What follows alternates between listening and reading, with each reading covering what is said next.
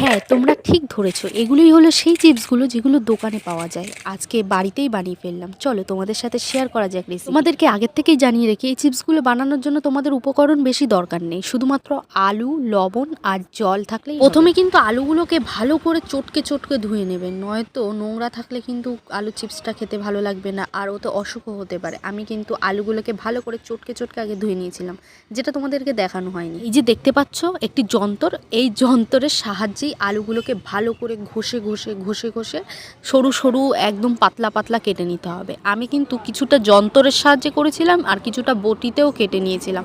আমার মনে হলো আমার হাতের আলু চিপসগুলো কাটাগুলোই বেশি ভালো হয়েছে। আলুগুলো পাতলা পাতলা করে কাটা হয়ে গেলে তারপরে এগুলোকে আবার জল দিয়ে চটকে চটকে ধুয়ে নেবে, নয়তো আলুর একটা কালো কষ থাকে, সেটা আলুগুলো পুরো কালো হয়ে যায়। এরপরে ভালো করে সিদ্ধ করে নেবে। সিদ্ধ করার সময় খেয়াল রাখতে হবে যে সিদ্ধটা জানি বেশি না হয়ে যায়। 70% সিদ্ধ করবে, আর এর মধ্যে জলের মধ্যে একটু আগে থেকে লবণ দিয়ে নেবে। আমি তোমাদেরকে আগেই দেখিয়ে দিলাম যে রোদে দেওয়া হয়ে গেছে ছাদে। এটা কিন্তু ধোয়ার পর নয়, সিদ্ধ করেছি তারপরেই রোদে দেবে।